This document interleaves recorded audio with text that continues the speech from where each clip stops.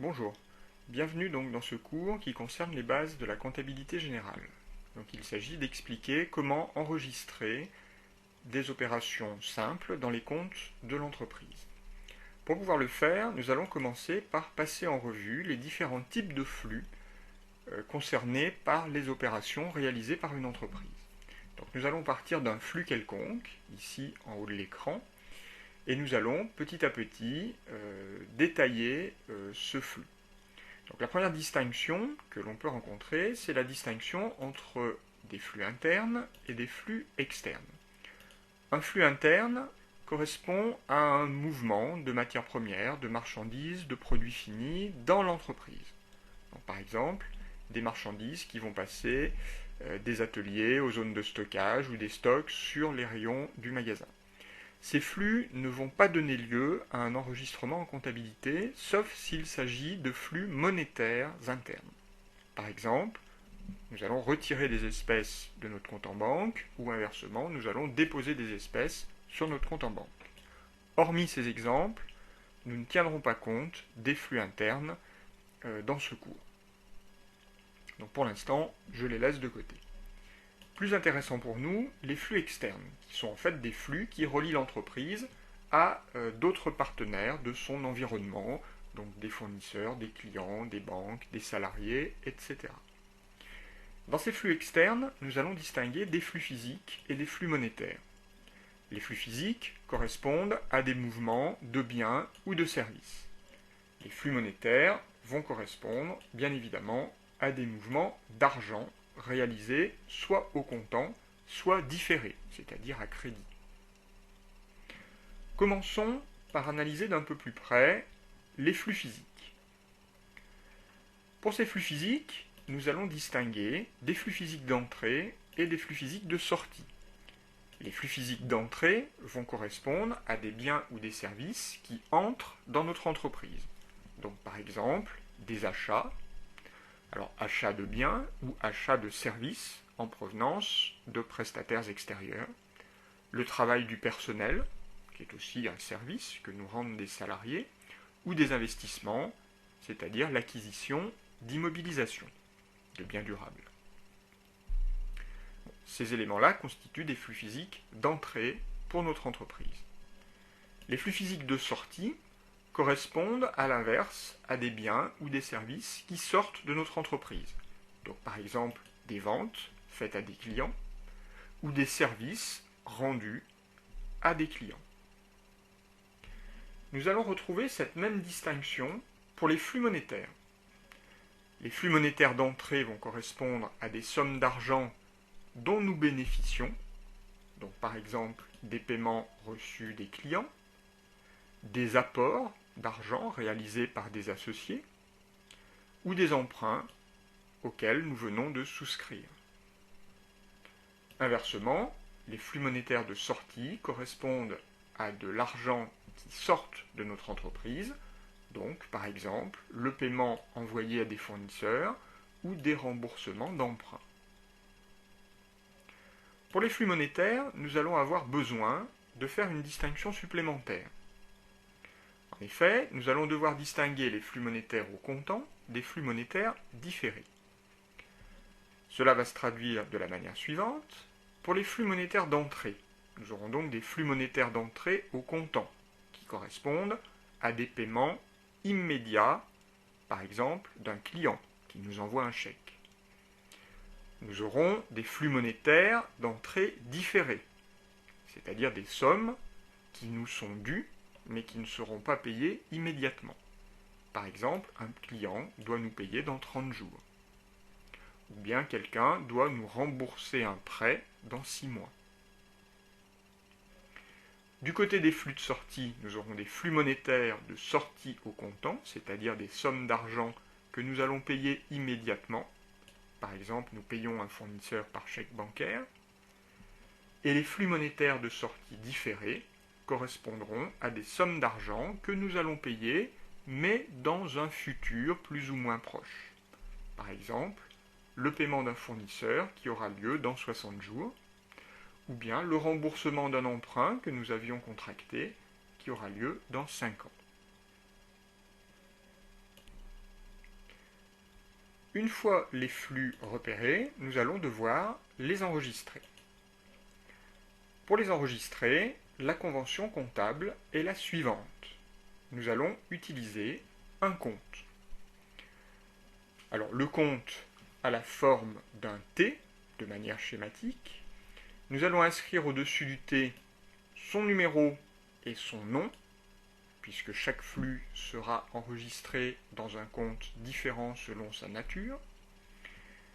Par convention, les flux d'entrée vont s'enregistrer dans la partie gauche du compte. Ils correspondent à des emplois. Et les flux de sortie vont s'enregistrer à droite du compte et s'appellent des ressources. En termes comptables, la gauche du compte s'appelle le débit et la droite du compte s'appelle le crédit. Alors, comment va-t-on déterminer le numéro et le nom du compte qu'il va falloir utiliser? Eh bien, pour cela, il existe une correspondance entre les flux que nous aurons repérés et les comptes du plan comptable général. Le plan comptable général s'organise en 7 classes numérotées de 1 à 7, qui chacune correspond à une ou plusieurs catégories de flux. Par exemple, si nous avons dans nos opérations comptables un flux monétaire d'entrée comptant, eh bien nous trouverons le compte correspondant dans le plan comptable, dans la classe numéro 5. Pour bien comprendre comment utiliser le plan comptable et enregistrer nos flux, eh bien, nous allons prendre quelques exemples.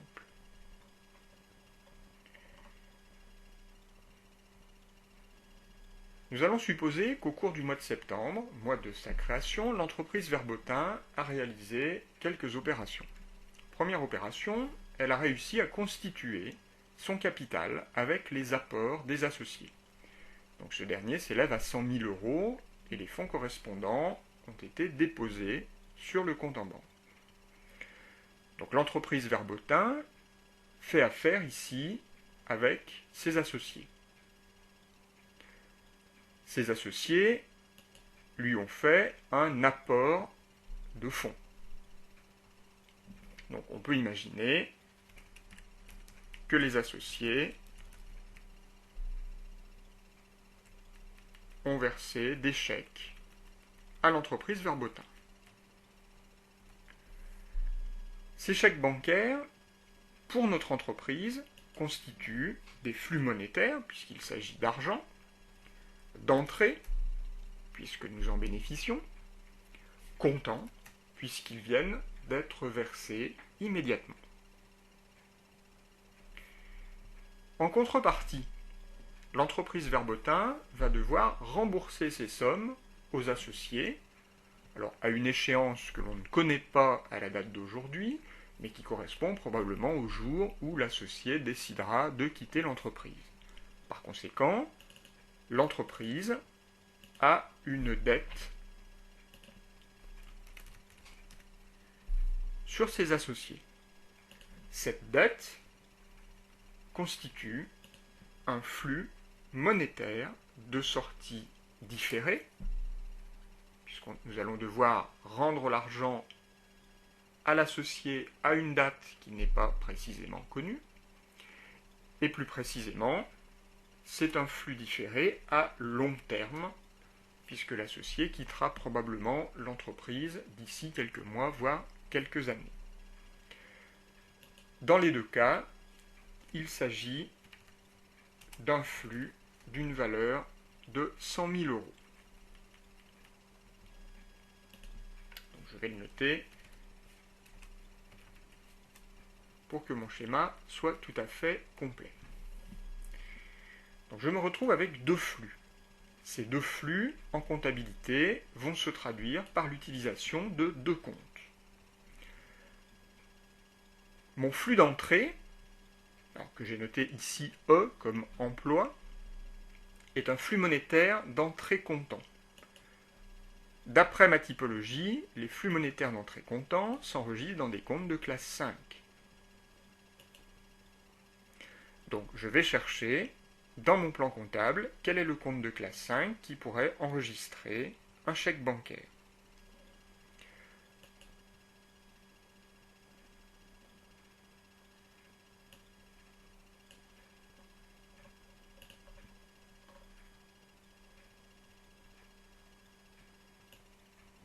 J'ouvre donc mon plan de compte. Alors j'ai ici simplement quelques comptes, disons, courants, hein, mais la totalité des comptes du plan comptable se trouve dans le plan de compte. Donc dans les comptes de classe 5, j'ai notamment un compte 512 banques qui semble adapté pour enregistrer un chèque bancaire. Par conséquent, je vais reporter ce numéro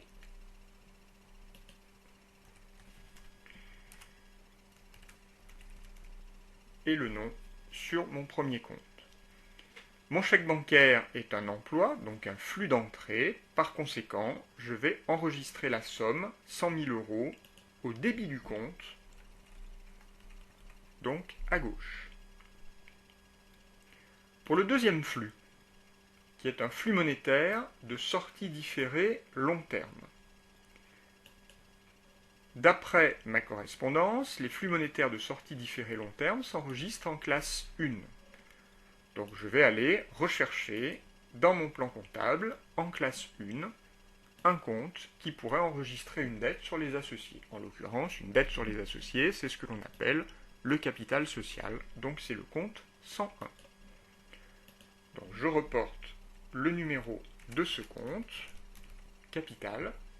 Comme il s'agit d'un flux de sortie, une ressource, d'après ma convention, je dois enregistrer les 100 000 euros à droite du compte, c'est-à-dire au crédit. Voilà ma première écriture enregistrée en comptabilité. Alors, nous vérifierons pour chacune des opérations que les montants enregistrés au débit des comptes sont égaux aux montants enregistrés au crédit, puisque l'entreprise ne donne rien à ses partenaires sans recevoir quelque chose d'équivalent en contrepartie. C'est ce que l'on appelle le principe de la partie double. Prenons un deuxième exemple. Nous allons imaginer que l'entreprise reçoit l'accord pour l'emprunt qu'elle avait sollicité auprès de sa banque. Son montant de 50 000 euros est porté sur le compte en banque de l'entreprise. Quel est le flux d'entrée? Eh bien, c'est probablement un virement bancaire qui est réalisé sur le compte de l'entreprise. Ce virement bancaire a une valeur de 50 000 euros.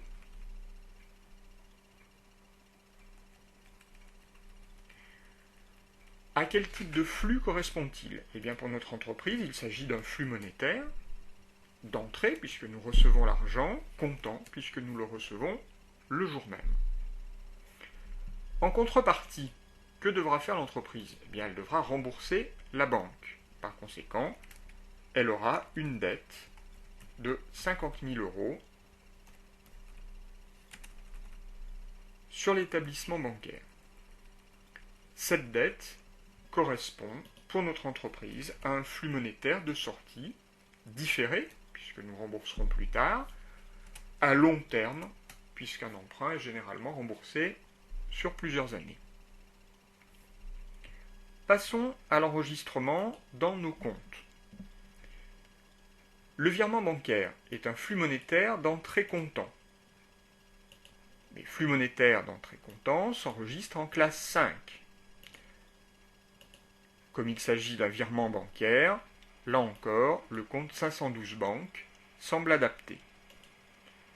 Je reporte donc son numéro dans mon compte, et comme il s'agit de mon flux d'entrée, je vais reporter les 50 000 euros à gauche du compte, donc au débit. Le flux de sortie est un flux monétaire de sortie différée long terme. D'après ma correspondance, il s'agit ici d'un compte de classe 1. Donc, dans mon plan comptable,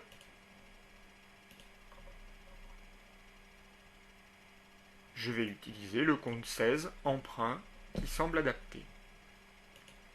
Je reporte son numéro et son nom. Comme il s'agit d'un flux de sortie pour notre entreprise, la convention d'enregistrement m'oblige à enregistrer le montant au crédit de ce compte, donc à droite. Alors le moyen mnémotechnique est simple.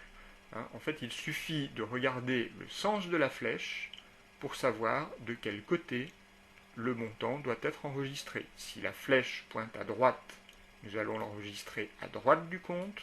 Si la flèche pointe à gauche, nous allons l'enregistrer à gauche du compte.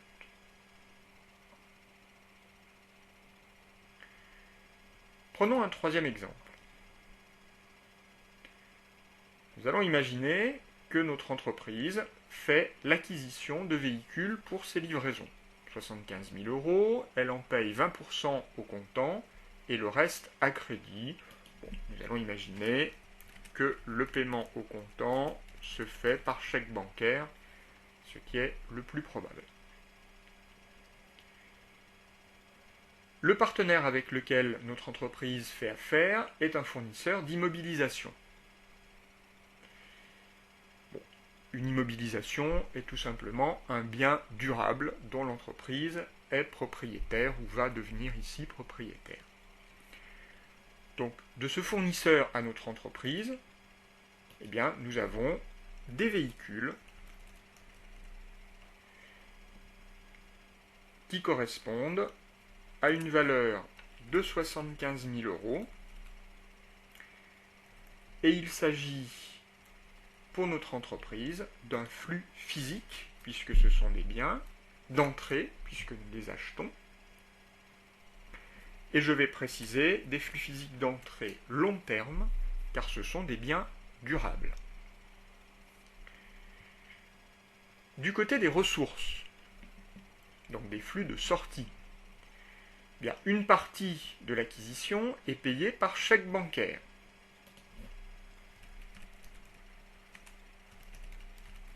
Elle correspond à 20% du total, donc 20% de 75 000, cela me fait 15 000.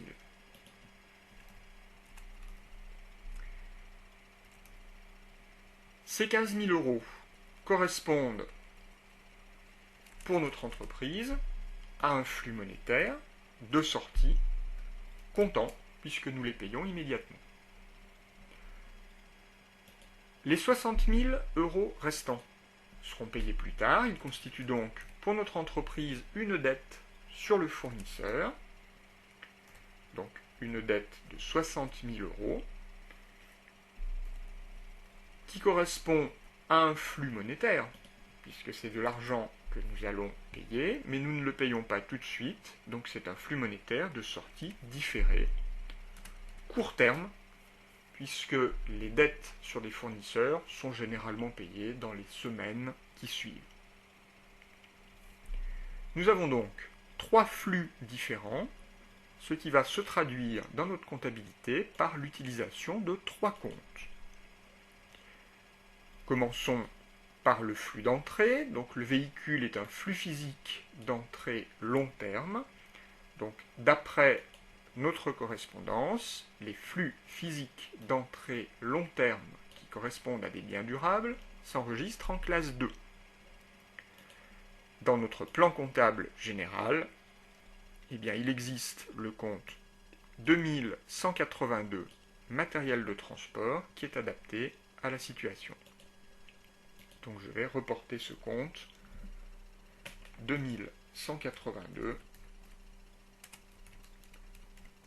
matériel de transport. Comme il s'agit d'un flux d'entrée, je vais reporter la somme au débit du compte, donc à gauche. Le chèque bancaire est un flux monétaire de sortie comptant. C'est une situation que nous avons déjà rencontrée dans les opérations précédentes. Il s'agit d'un compte de classe 5 et le chèque bancaire, nous l'avions vu, va s'enregistrer dans le compte 512 banque. Puisqu'il s'agit d'un flux de sortie, il s'enregistrera au crédit du compte. La dette est un flux monétaire de sortie différée court terme qui va s'enregistrer ici en classe 4. Dans mon plan comptable, il existe un compte 404, fournisseur d'immobilisation, qui va nous permettre d'enregistrer cette dette. Donc je reporte son numéro.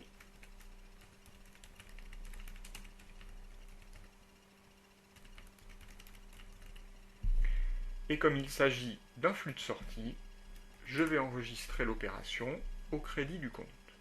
Je respecte bien le principe de la partie double, puisque j'ai enregistré 75 000 au débit d'un compte et 75 000 au crédit des deux autres comptes.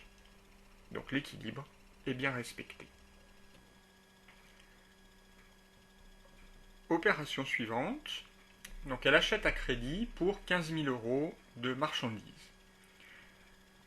Donc l'entreprise fait affaire avec un fournisseur. En emploi, donc en flux d'entrée, il s'agit pour notre entreprise d'un achat de marchandises. Donc pour 15 000 €. Donc cet achat de marchandises constitue pour nous un flux physique d'entrée court terme, puisque les marchandises, par définition, sont des biens qu'achète l'entreprise pour les revendre en l'état. Donc elle ne les conservera pas durablement. L'achat est fait à crédit, par conséquent, en ressources, notre entreprise a une dette sur son fournisseur pour une valeur de 15 000 €. Donc cette dette constitue un flux monétaire de sortie différée, court terme, puisqu'il s'agit d'une dette sur un fournisseur qui sera probablement payé au cours des jours ou des semaines qui suivront. Notre achat de marchandises, flux physique d'entrée court terme. Bien, il s'agit d'un compte de classe 6. Donc dans notre plan comptable, très facilement, nous allons trouver le compte 607, achat de marchandises.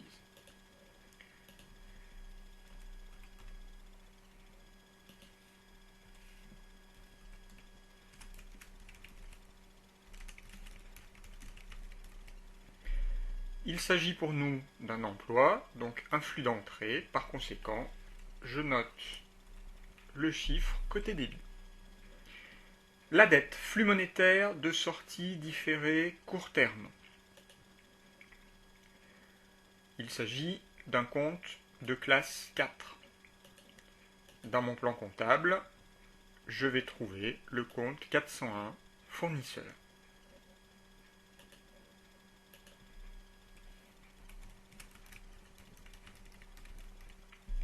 Je place le montant au crédit, puisqu'il s'agit d'un flux de sortie. Alors c'est bien 401 et non pas 404. 404 étant réservé, nous l'avons vu précédemment, pour les fournisseurs d'immobilisation.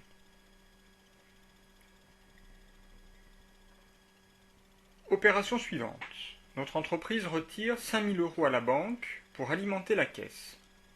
Alors ici, il n'y a pas de partenaire. En fait, la banque n'est qu'un intermédiaire, l'argent restant la propriété de l'entreprise. Par conséquent, il s'agit d'un flux interne. Nous avions expliqué tout à l'heure que parmi les flux internes, seuls seraient enregistrés les flux monétaires. Ici, manifestement, il s'agit d'un flux monétaire. Donc les deux comptes que nous allons utiliser sont bien évidemment la banque, 512, que nous avions déjà utilisé dans une opération précédente, et la caisse, 530. Ce compte-là enregistre les mouvements d'espèces. Si on raisonne par analogie avec les opérations précédentes, nous allons pouvoir déterminer quel est le compte qui doit être débité et celui qui doit être crédité. En l'occurrence, nous retirons l'argent de la banque. Donc il s'agit d'un flux de sortie à la banque. Par conséquent, nous allons mettre le montant au crédit de ce compte. Inversement, l'argent rentre en caisse, donc il s'agit d'un flux monétaire d'entrée dans la caisse, et nous allons donc mettre 5 000 € au débit de la caisse.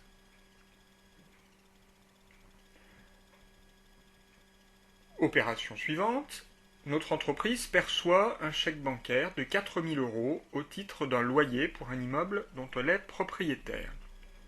Donc le partenaire ici est le locataire. Que fait le locataire? Eh bien, il va verser un chèque bancaire au profit de notre entreprise. Donc pour une valeur de 4 000 €.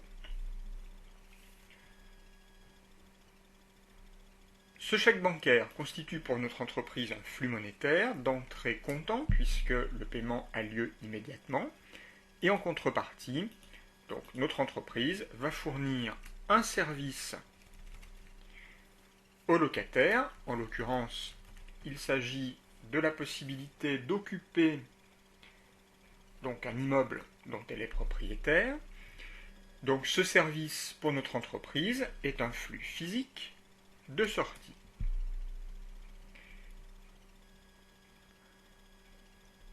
Au niveau des comptes, donc le chèque bancaire, flux monétaire d'entrée comptant, c'est un cas que nous avons déjà rencontré plusieurs fois. C'est le compte 512, banque, qui sera utilisé au débit, puisqu'il s'agit ici d'un emploi. Donc 4 000 €. Le flux physique de sortie. Eh bien, d'après notre correspondance des flux, les flux physiques de sortie s'enregistrent dans des comptes de classe 7. Le plan comptable nous donne le compte 7083, locations diverses.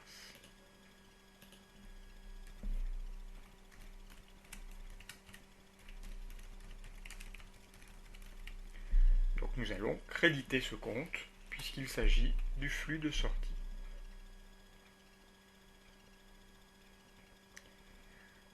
Ensuite, nous allons imaginer que l'entreprise règle par chèque bancaire un fournisseur. Donc le chèque bancaire va de notre entreprise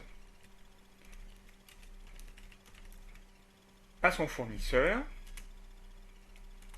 donc 15 000 € qui constitue donc ici une ressource pour notre entreprise. Donc il s'agit d'un flux monétaire de sortie comptant puisqu'on est en train d'effectuer le règlement. En contrepartie, l'achat a déjà eu lieu, donc nous n'allons pas réenregistrer le flux physique d'entrée. En fait, cette opération de règlement fait suite à une opération que nous avions enregistrée précédemment, qui était l'opération numéro D, où elle achetait donc à crédit 15 000 € de marchandises. Nous avions alors constaté une dette sur le fournisseur au crédit du compte 401. C'est donc ce compte que nous allons réutiliser pour constater la disparition de cette dette. Donc ici, je vais simplement noter extinction de la dette de 15 000 €.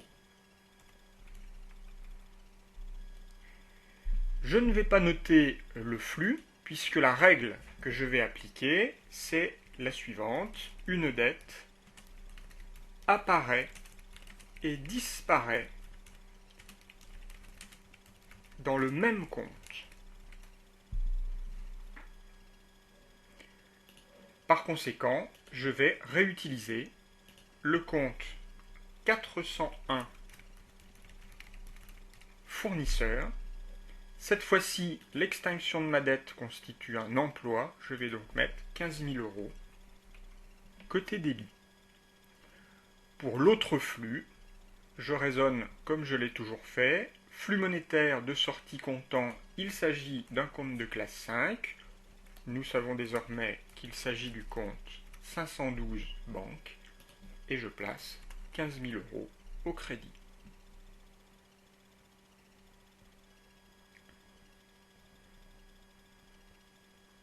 Opération suivante, nous réglons en espèces des annonces publicitaires.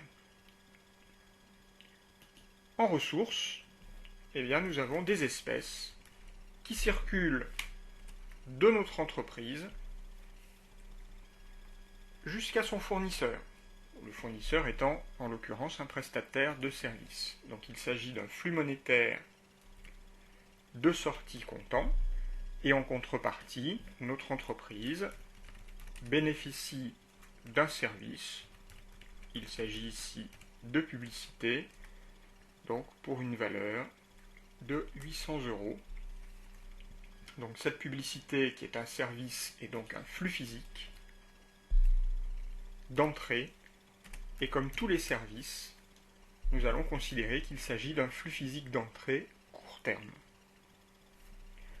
Au niveau des comptes, mon flux monétaire de sortie comptant s'enregistre bien évidemment dans un compte de classe 5. En l'occurrence, c'est un compte que nous avions utilisé tout à l'heure, qui est le compte 530 caisse.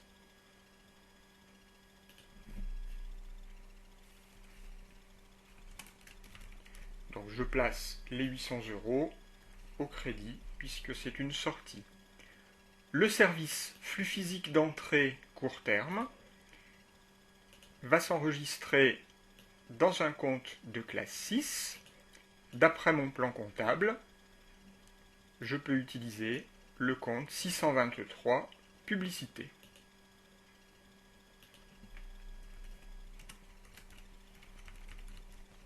Et ce sera donc, bien évidemment, au débit, puisque c'est mon flux d'entrée.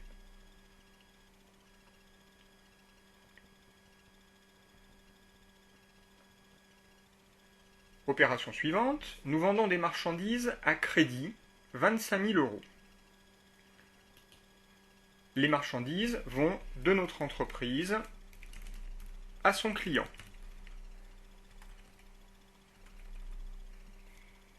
Il s'agit en l'occurrence pour nous d'un flux physique de sortie. En contrepartie, le client nous doit de l'argent, par conséquent, nous avons une créance de 25 000 €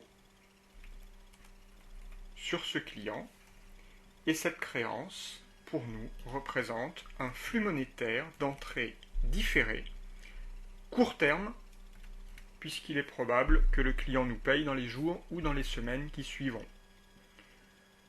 Le flux physique de sortie est un flux qui va s'enregistrer dans un compte de classe 7. En l'occurrence, dans le plan comptable, les ventes de marchandises s'enregistrent dans le compte 707.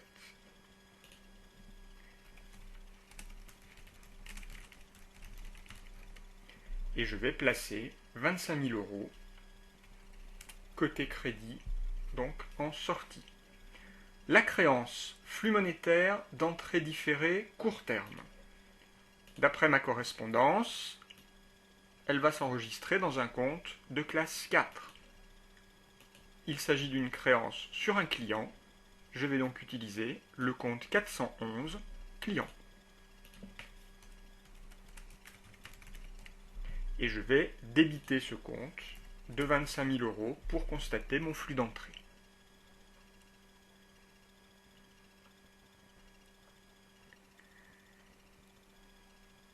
Dernière opération, nous réglons par chèque le salaire des employés.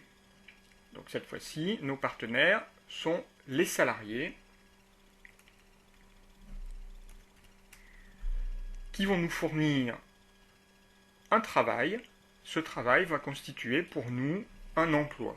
Donc nous bénéficions en fait d'un service qui nous est fourni par nos employés. Ce service constitue pour nous un flux physique d'entrée, court terme comme tous les services, et en contrepartie, nous allons verser des chèques bancaires à nos salariés, donc pour une valeur de 45 000 €. Ces chèques bancaires constituent un flux monétaire de sortie comptant. Ce flux monétaire de sortie comptant s'enregistre dans un compte de classe 5. Ce sont des chèques bancaires, donc il s'agit du compte 512, banque, 45 000 € au crédit. L'autre flux est un flux physique d'entrée court terme qui va s'enregistrer en classe 6, comme tous les services. Et dans mon plan comptable, eh bien, je vais trouver un compte 641, charge de personnel, que je vais pouvoir utiliser. Et je vais donc, bien évidemment, débiter ce compte puisqu'il s'agit d'un flux d'entrée. Donc la méthodologie est toujours la même. Il s'agit de faire l'analyse de l'opération en termes de flux. Lorsque l'on connaît le flux, déterminer quelle est la classe de compte concernée, et à partir du moment où la classe est connue, trouver dans le plan comptable le numéro du compte qui convient. Quand on a le numéro du compte, on le reporte et on place le montant soit au débit, soit au crédit, selon qu'il s'agit d'un flux d'entrée ou un flux de sortie.